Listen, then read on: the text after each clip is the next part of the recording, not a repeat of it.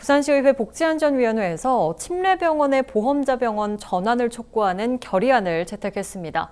침례병원 공공병원화가 지지부진한 가운데 시의회 차원에서 관계기관의 적극적인 대응을 요구하고 나선 건데요. 박인영 부산시의원과 자세한 이야기 나눠보도록 하겠습니다. 안녕하십니까? 네, 반갑습니다. 부산시의회 박인영입니다. 네, 반갑습니다. 채택된 결의안의 주요 내용을 살펴보면 단순히 공공병원화를 외치는 게 아니고요. 구체적으로 보험자 병원 설립을 촉구하고 있습니다. 특별한 이유가 있습니까? 사실은 코로나19로 많은 국민들이 힘들어하고 계시는데요. 네네. 이 코로나19 사태 이후로 공공의료에 대한 이런 요구가 더욱 높아졌죠. 부산 지역의 공공의료의 비중을 본다면 전체 의료기관 중에서 부산 지역 공공의료기관은 2.6%밖에 안 됩니다. 네네. 전국 평균이 5.7%거든요. 이건 사실은 전국 평균도 단차 못 미치는 것이고 OECD 국가들에 비하면 아주 못 미치는 수준입니다. 그래서 예. 부산은 공공의료 갖추기 꼭 필요한데 침례병원이 이제 2017년 파산한 이후에 공공병원으로 바꿔야 된다는 그런 시민들의 열망은 높았는데 그렇죠. 사실은 그동안은 이게 막대한 예산이 드는 문제 때문에 진행이 쉽지는 않았습니다. 저희가 원래 침례병원은 두 가지의 트랙으로 진행을 하고 있었는데요. 첫 번째는 부산시가 주체가 되는 그러니까 동부산 지방의료원의 형태가 하나가 있고요. 두 번째는 우리 건강보험공단에서 주체가 되어서 건립하는 보험자 병원. 원래 두 가지 트랙으로 저희가 진행을 많이 하고 있었는데 네네. 그 중에서도 아무래도 이제 방점이 찍어지는 거는 부산시가 의지만 가지면 좀 할 수 있는 지방의료원 쪽으로 저희가 그동안 많이 치우쳐서 있었는데요.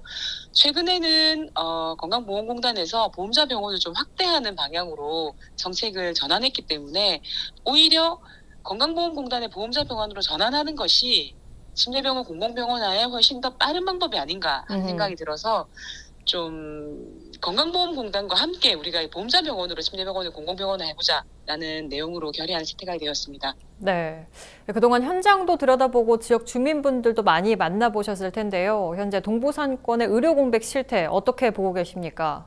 사실은 이제 침례병원이 2017년도에 파산하기 전에는 금정구 주민들과 인근의 주민들은 외상이나 응급치료가 필요한 경우에는 46%에 이르는 비율로 침례병원을 이용하고 있었어요. 근데 네네. 침례병원이 파산하고 나서 그런 많은 수요들이 사실은 갈 데가 없는 거죠. 그래서 멀리 이동하거나 또 단기간 내에 정말 응급한 경우에 20분 이내에 처리해야 되는 그런 응급한 경우에 가까이 있는 병원이 없어서 금정민들이 굉장히 많은 불편을 겪었던 게 사실인데요. 네.